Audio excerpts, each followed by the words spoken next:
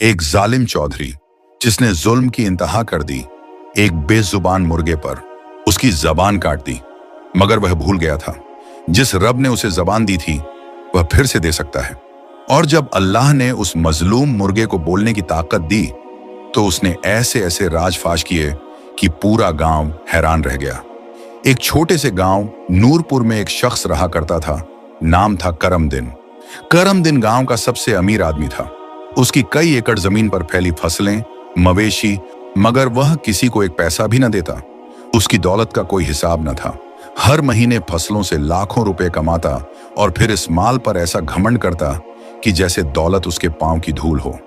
वह हमेशा कहता, मैंने मेहनत की है, अल्लाह का शुक्र जरूर, मगर यह सब मेरे दिमाग और जोर बाजू का नतीजा है। गांव के गरीब लोग अगर कभी उसके दरवाजे पर कुछ मांगने आते तो वह उन्हें झिड़क देता, कहता, भिखारियों की बस्ती है यह गांव, काम करो, मेहनत करो, दौलत खुद आ जाएगी। करमदिन उस दिन अपने खेतों की सैर को निकला हुआ था। उसके साथ 2 नौकर भी थे, हाथ बांधे, हर वक्त जी हजूर कहने वाले। अचानक उसकी नजर एक मिट्टी के छोटे से घर के बाहर बैठे लाल रंग के मुर्गे पर पड़ी। वह मुर्गा आम मुर्गों से अलग लगता था, कदावर, तंदुरुस्त और इतना खूबसूरत कि करमदिन की आंखें छंदिया गईं। मैंने जिंदगी में ऐसा मुर्गा नहीं देखा।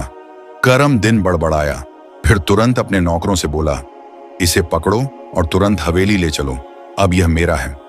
नौकर तुरंत लपके और बिना कुछ सोचे मुर्गा पकड़ लिया। अभी वे वापस मुड़ने ही लगे थे कि झोंपड़ी के दरवाजे से एक ज्यादा उम्र वाली औरत कांपते कदमों से बाहर निकली। वह कांपती आवाज में चीखी, अरे रुको, वह मेरा मुर्गा है, अल्लाह का वास्ता है, वापस कर दो। करमदिन ने बूढ़ी औरत को तर्श लहजे में कहा, मुझे यह मुर्गा पसंद आ गया है और मैं इसे ले जा रहा हूं। तुम मुझे रोक नहीं सकती, तुम जानती नहीं हो कि मैं कौन हूं। बूढ़ी औरत कांपते शब्दों में बोली, बेटा, किसी की चीज नाहक लेना बहुत बड़ा गुनाह है, तुम ये जुल्म मत करो, अल्लाह सब कुछ देख रहा है। मगर करमदिन का दिल पत्थर हो चुका था। औरत जैसे ही आगे बढ़ी कि अपने हाथों से मुर्गे को वापस ले सके, करमदिन को गुस्सा आ गया। उसने न सिर्फ इनकार किया बल्कि गुस्से में आकर हाथ से बूढ़ी को जोर से धक्का दे दिया। औरत के फटे पुराने कपड़े, कमजोर शरीर और गंदे कपड़ों से करमदिन को घिन आ रही थी। धक्के से वह कमजोर बढ़िया पीछे गिरी और उसका सिर करीब पड़े एक नोकले पत्थर से जा टकराया। एक पल के लिए जैसे सन्नाटा छा गया, फिर धीरे धीरे उसके माथे से खून बहने लगा। करमदिन और उसके आदमी साखत खड़े हो गए, मगर करमदिन का दिल नहीं कांपा। उसने ठंडे लहजे में कहा, इसे उठाओ, जंगल में फेंक आओ, लोग कहेंगे बढ़िया थी, मर गई, किसी को कुछ पता नहीं चलना चाहिए। नौकर चुपचाप उसके हुक्म पर अमल करने लगे। औरत की लाश, जो एक पल पहले इंसाफ मांग रही थी, अब जंगल में बेकफन बेबस पड़ी थी।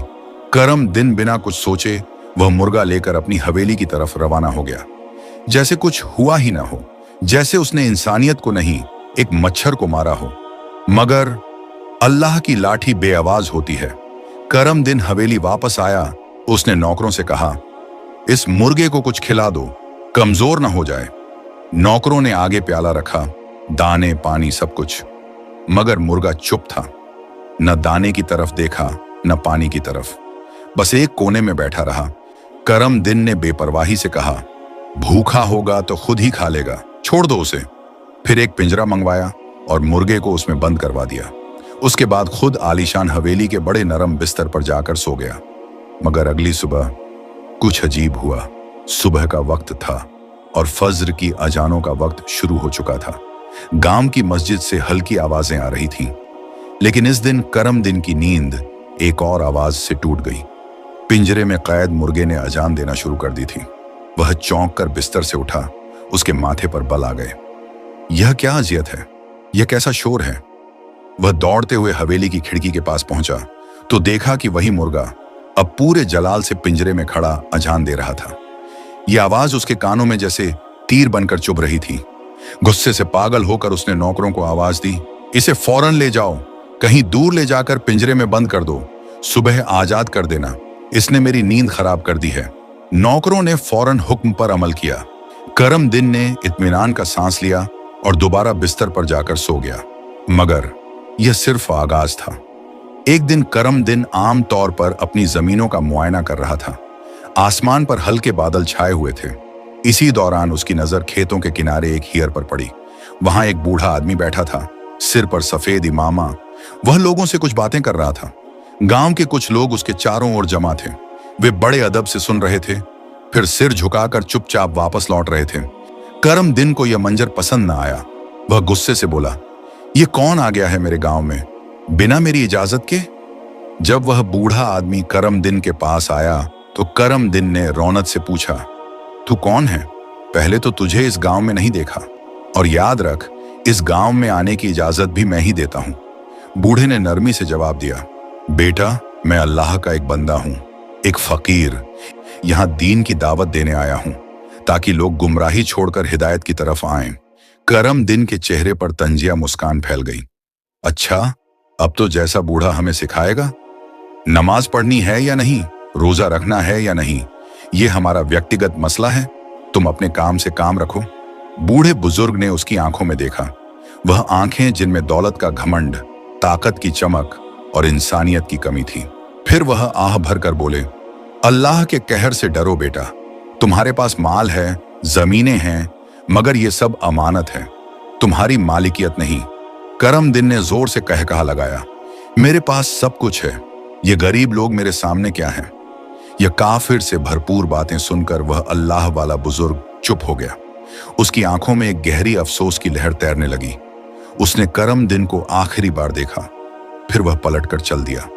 करम दिन ने कंधे झटके, मुंह मोड़ा और घमंड के साथ अपनी जमीनों का जायजा लेते हुए वापस हवेली की तरफ लौट गया।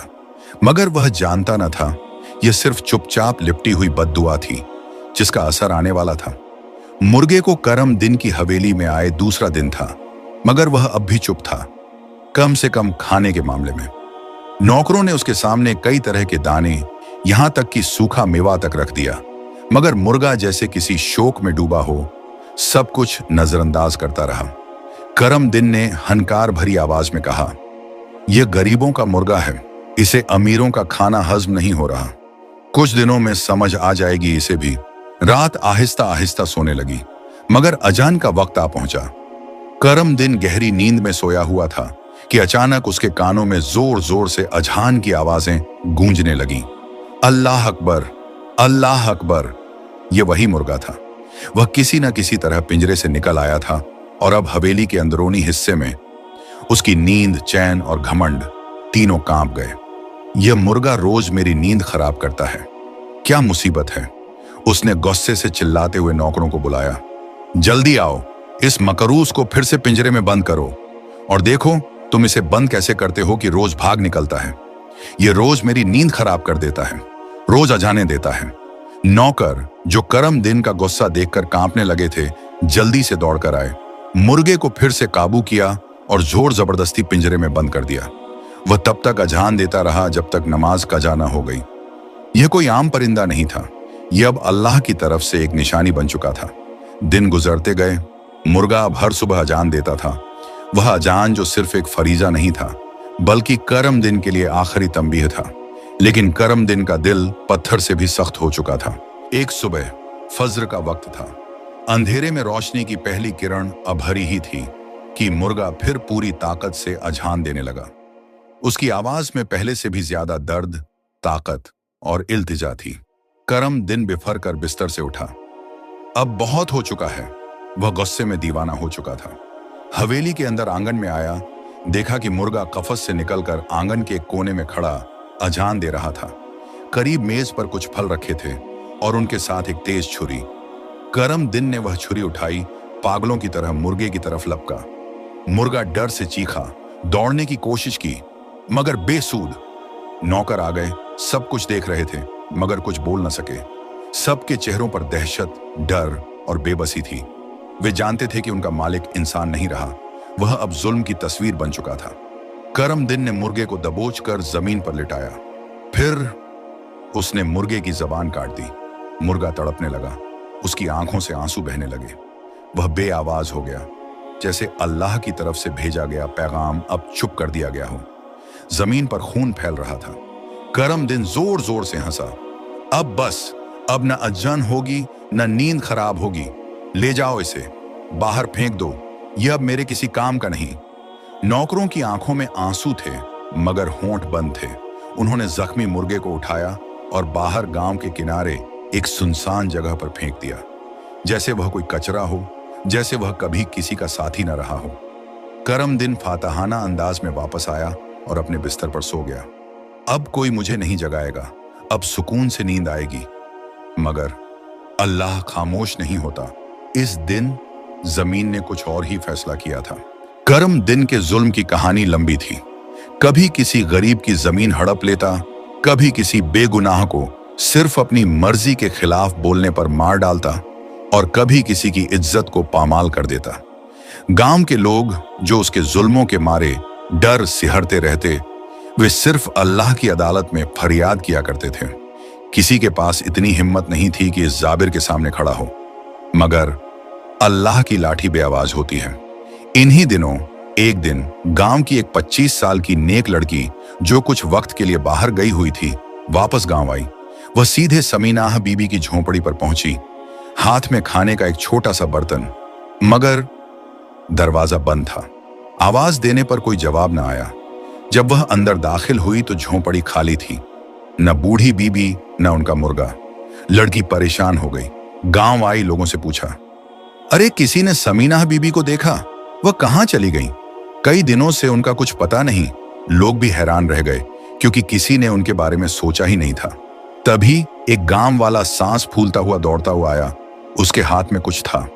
यह जख्मी मुर्गा था, समीनाह बीबी का मुर्गा। मुर्गा लाहक हो चुका था, उसकी जबान कटी हुई थी और वह हल्की सी कराह जैसी आवाज में दर्द से बिलख रहा था। गांव वालों के चेहरों पर हैरानी, अफसोस और गुस्से की एक शदीद लहर दौड़ गई। ये किसने किया? ये जुल्म किसने किया? फिर लोगों ने फैसला किया कि समीनाह बीबी को तलाशना होगा। मगर जमीन पर बहने वाला एक भी मजलूम का आंसू आसमान में खामोश नहीं जाता। करम दिन झूठा मुंसिफ बनकर गांव वालों के बीच तख्त पर बैठा झूठी हमदर्दी के साथ वादे कर रहा था। चौधरी साहब, वह बूढ़ी विधवा समीनाह बीबी हमें जंगल में मृत मिली। वह कौन सा दुश्मन था जिसने इस जैसी नेक औरत को मारा? आप गांव के मालिक हैं, हमें इंसाफ दिलवाइए। करम दिन, जिसका दिल अच्छी तरह जानता था कि वह खुद कातिल है, चेहरे पर नकली अफसोस लाकर बोला, मैं खुद इस मामले की जांच करवाऊंगा, कातिल को अंजाम तक पहुंचाऊंगा। मजमे में सन्नाटा छा गया। इसी दौरान एक और शख्स रोते हुए आगे बढ़ा, चौधरी साहब, मेरी बेटी, मेरी जवान खूबसूरत बेटी कई दिनों से गायब है। हर जगह देख लिया, न कोई निशान मिला, न खबर वह जिंदा है या मर गई, कुछ नहीं पता। करम दिन ने ठंडे लहजे में कहा, फिक्र न करो, मैं बहुत जल्द उसे ढूंढ निकालूंगा। मगर वह बेटी उस वक्त खुद करम दिन की हवेली में कैद थी। वह करम दिन की हवस का शिकार हो चुकी थी। वह मासूम लड़की जो सिर्फ ख्वाब देखती थी, अब अंधेरे में बंद थी। यहां नहीं, मजमे में जो जो फरियाद कर रहा था, इन सब के पीछे, पर्दे के पीछे करम दिन ही था। वह जालिम जो लोगों को उनके दुखों पर वादे दे रहा था, इन्हीं दुखों का असली जिम्मेदार था। उसके शब्दों में दौलत की चमक, लहजे में रौनक और वादों में धोखा था। मेरे पास पैसा है, ताकत है, मैं तुम लोगों को इंसाफ दिलवाऊंगा। लेकिन न वह इंसाफ देना चाहता था, न ही अल्लाह का डर उसे छूकर गुजरता था।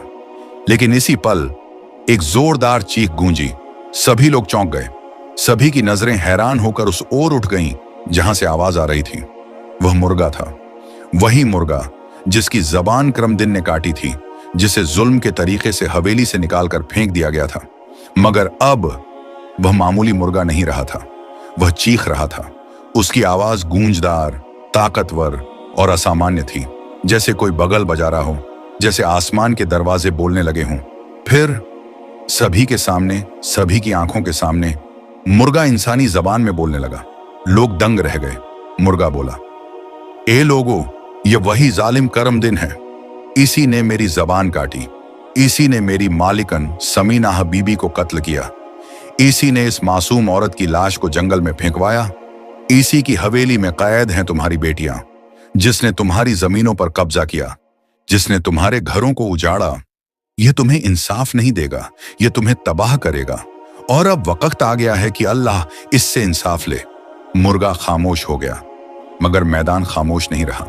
वे लोग जिनकी बेटियां गायब थीं, उनकी आंखों में आग थी। वे लोग जिनकी जमीनें छीन ली गईं, उनके चेहरे नफरत से लाल थे। वह मां जिसका बेटा मारा गया, कांपती जबान से कहने लगी, यही कातिल है, यही है मेरा दुश्मन। करम दिन का रंग पीला पड़ गया, चेहरा पसीने में डूबा, आंखें डर से फैल गईं। वह हड़बड़ी में उठ खड़ा हुआ और चिल्लाते हुए बोला, यह सब बकवास है, एक मुर्गा कैसे बोल सकता है? लेकिन अंदर से उसका वजूद कांप चुका था, उसका घमंड अब हार चुका था। फौरन अपनी गाड़ी मंगवाई और हवेली की तरफ दौड़ पड़ा। पीछे लोग चिल्ला रहे थे, पुकार रहे थे, रुक जा करम दिन, अब अल्लाह ने तुझे बेनकाब कर दिया है। मगर वह दौड़ रहा था इस जुर्म से नहीं, बल्कि उस सच्चाई से जिसे वह जिंदगी भर नकारता रहा। गांव वालों ने फैसला किया, अब न कोई अपना दुख उसके सामने बताएगा, न उसकी चौधराहट मानेगा। अब उसे अल्लाह की अदालत में खड़ा किया जाएगा।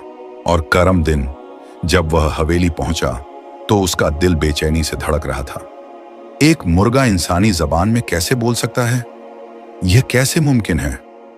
वह भूल चुका था, जिस रब ने मिट्टी से इंसान को बोलने वाला बनाया, वह मुर्गा भी सच का पैगाम देने वाला बना सकता है।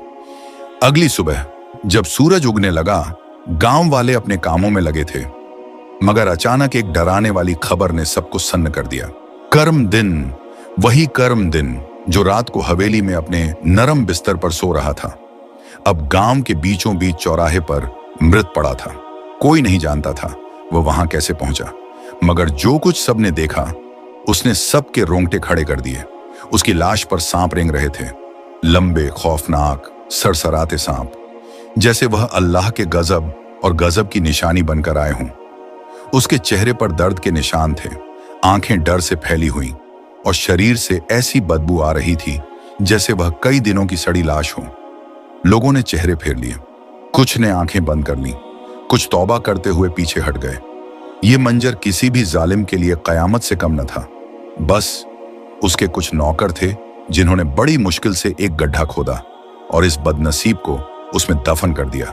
न कफन, न जनाजा, न कोई दुआ। वह शख्स जो खुद को सबसे ऊपर समझता था, अब एक आबरत का निशान बन चुका था। और इस तरह करम दिन की कहानी खत्म हुई, लेकिन उसकी आबरत गांव के हर दर और दीवार पर लिख दी गई। लोग अब अपने बच्चों को सुनाते, देखो घमंड का अंजाम कैसा होता है। किसी के साथ जुल्म करोगे तो अल्लाह जरूर इंसाफ करेगा। जो कुछ अल्लाह ने दिया है वह अमानत है, मालिकियत नहीं। अगर आपको यह शिक्षा देने वाली, ईमान को झंझोड़ने वाली कहानी पसंद आई हो तो कृपया चैनल को सब्सक्राइब करें, वीडियो को लाइक करें, कमेंट करके अपनी राय दें।